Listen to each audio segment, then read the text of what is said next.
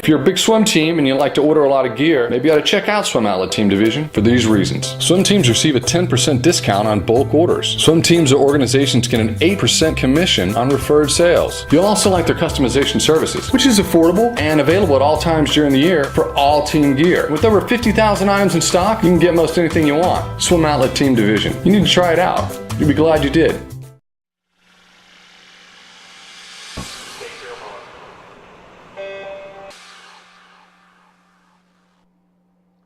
Welcome everyone to today's edition of the Morning Swim Show for Friday, November 14th, 2014. I'm your host, Jeff Cummings. Today in the Finis Monitor will be the Big Ten Male Swimmer of the Week, Josh Fleagle of Ohio State. He had a very busy day last Saturday in the tri-meet against Denison and Princeton, swimming 6 times in the span of about 2 hours. And he wasn't taking it easy, posting some of the fastest collegiate times so far this season. To talk about that and more, we bring in Josh via Skype from Columbus, Ohio. Hi Josh, it's good to meet you. How are you today? Good, Jeff. How are you? I'm doing awesome, thank you. Have you recovered yet from last weekend's meet? I think so. I think we're just a part in this season where training and being sore sort of melts together, so you just sort of put that in the back of your mind and move on to the next thing. Okay, so it's pretty much the norm when you're racing this time of year. Okay, so very understandable. Well, you swam the 50, 100, and 200 freestyles at the meet, in addition to swimming the 200 free relay, 400 free relay, and 200 medley relay. I mean, 6 times in one day. Is it tougher mentally or physically to handle an event schedule like that? I think personally it's tougher mentally. Just because growing up, I was a YMCA swimmer, so we would go to swim meets that would last maybe 3 days to, if they're only 1 day, lasting the whole day. And when I do that, I'm used to swimming like a lot of events. Maybe there was one swim meet, I think it was over the span of 3 days. It was 6 events every day. So it's something that I'm pretty used to. I think mentally, I had to get used to it just because of the quick turnaround, but definitely more mental. So when Coach Bill Wadley came up to you and said, Josh, at this meet against Denison and Princeton, we're going to have you swim 3 individual events and 3 relays, you were like, yeah, whatever. Is that the way it was? Pretty much. I was just glad nothing was above a 200. Yeah, if you were probably in the mile or the 500, you would probably put up a little bit of clean. Very understandable. Right. Well, how were you managing yourself between races to make sure you were ready for each one? Well, Bill's always taught us to, after each race, sort of imagine that your mind was like a blackboard and you just sort of wipe off what happened and then just move on to the next thing. So that's what I tried to do as best I could. Just after each race, I just tried to put that in the back of my mind, forget about it, and then just move on to the next thing. And that next thing is the only thing that matters. Nothing else is going to affect me. Probably easier said than done, I would imagine. Yeah. Especially after, your second race was a 200 freestyle. I mean, that's not an easy event to just kind of just erase from the blackboard. I mean, legs are burning, everything is just in pain, and you've got to get ready for a 50 freestyle, which, is just all out from the get-go. Right. Just kind of take us through the process of getting ready from the 200 free to the 50 free. Actually, well, it's funny because I finished that and I went over to the warm-down pool and I was talking to the other guys I swam with, and I was just thinking, oh my goodness, I allowed myself at least 5 minutes to complain about being tired or being sore, and I chose after those 5 minutes I was just going to focus on warming down. So 5 minutes I looked at the clock and I was complaining with everybody else, complaining I was sore and that was really hard and I was really tired. But after that was up, I just made sure I was focusing on my warm down and focusing on the next race, which was the 50. And that for me is a lot of fun because it's just splash and dash, so just something to focus on. Of the 3 events, the 50, 100, and 200 free, which would you say is your best event? In my favorite event is the 100 free, and I think that's my best event so far. Bill has really opened my mind up more to the 200 free, and I think I'm getting a lot more experience and moving in a good direction, the 200 free. So it's difficult to say right now. I'm between the 200 and the 100. Were which one was your preference in high school? Was it the 100 free?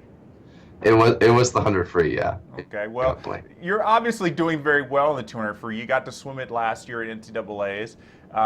Finished a heartbreaking 17th in that event, so you didn't get to get that second swim at night. How much did missing the top 16 fuel your fire for this season?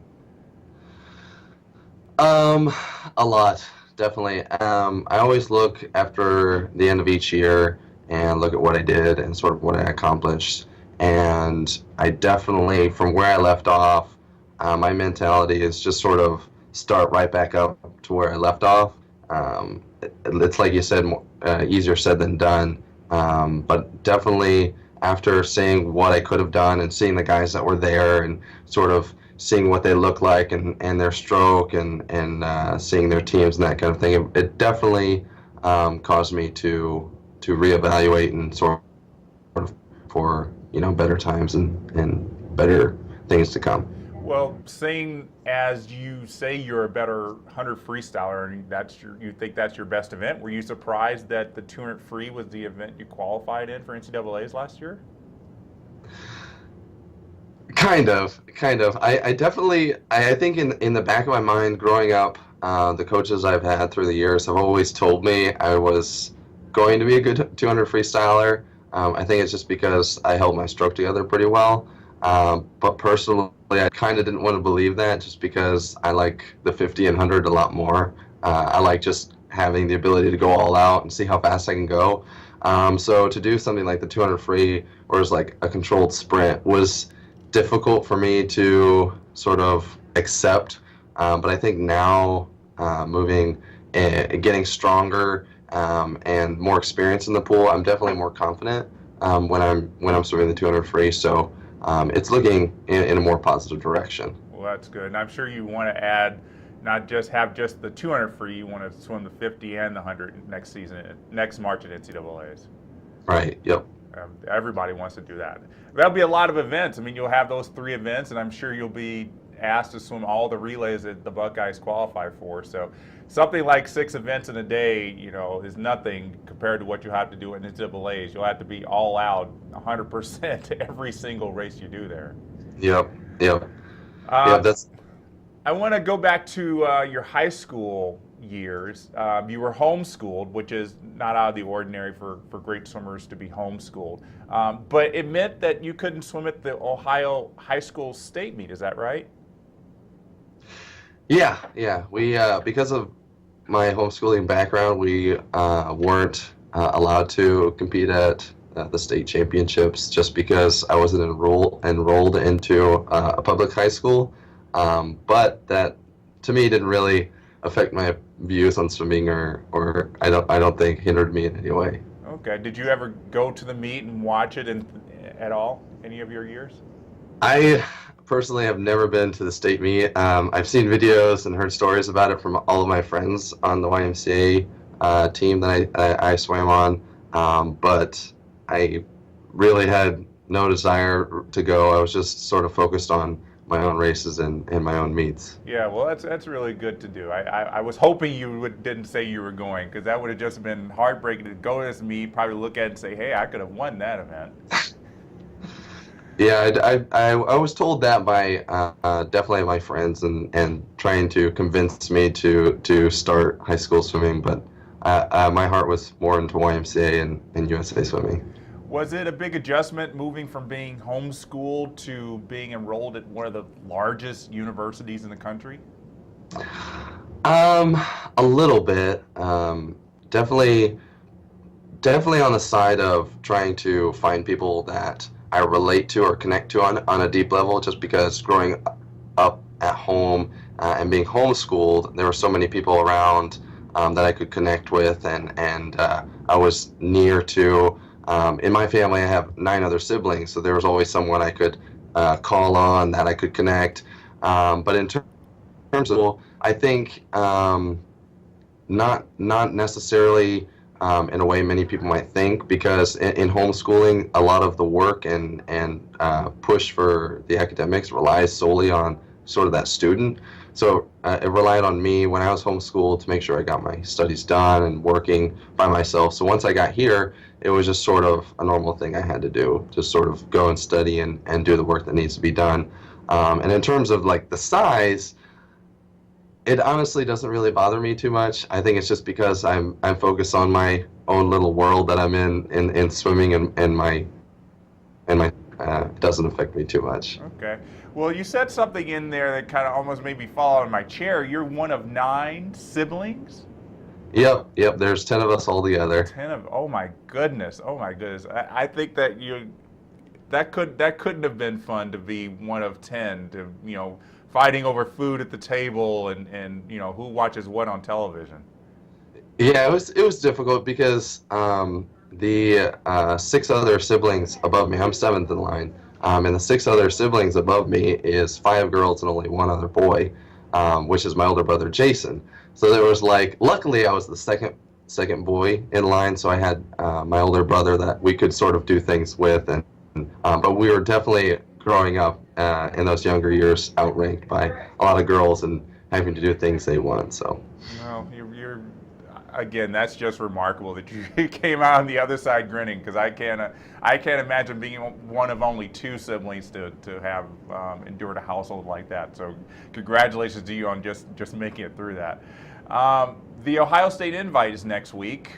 Very big meet for the Buckeyes, not only just hosting it but competing in it. Is that going to be a shave and taper meet for you, or are you going to be pretty much swimming through it? I think at the most we may put on a suit. I think at the most, but I think pretty much it's going to be just sort of swim through it, see how fast we can swim. Maybe we just putting on a suit and seeing how it goes. Yeah, I think you guys are going to go really fast, and I think you guys are really one of the from the way I see it, you guys are one of the growing teams in the Big Ten. I'm sure there's conversation about placing in terms of how you guys want to place in the Big Ten. You got Michigan, you got Indiana, all these very good teams. Is there conversation about we're going to break into the top 2, top 3 this year? There is conversation about that, but I think the topic is mainly focused on us and sort of what are we going to do to make sure that we're those top teams, not necessarily looking at them, but making sure that our focus is on us, because we realize that we can't really control those outside factors. So we think as long as we focus on us and the things we're doing, that we're going to move in a positive direction. So sounds good. I like that perspective on it. Well, I'm sure there's a lot of work to be done before Big Ten championships, Josh. But before we let you go, we're going to submit you to the final 5. These are 5 questions we ask all of our guests on the Morning Swim Show. And the first question for you is, if you could trade lives with any swimming celebrity for a day, who would it be? Oh, I think the most recent, I'd probably like to trade places with Nathan Adrian, and then maybe a close second would be Ryan Lochte. Okay, very good answers. Who's a non-swimming celebrity you would like to trade lives with for a day? Non-swimming celebrity. Honestly, I'm not sure who I would trade my life with. It's okay. Let's go on to the next question. Besides this current year, what's a year of your life you would like to relive? Probably my last year at home when I was 18, my senior year of high school. Okay. What's your favorite movie?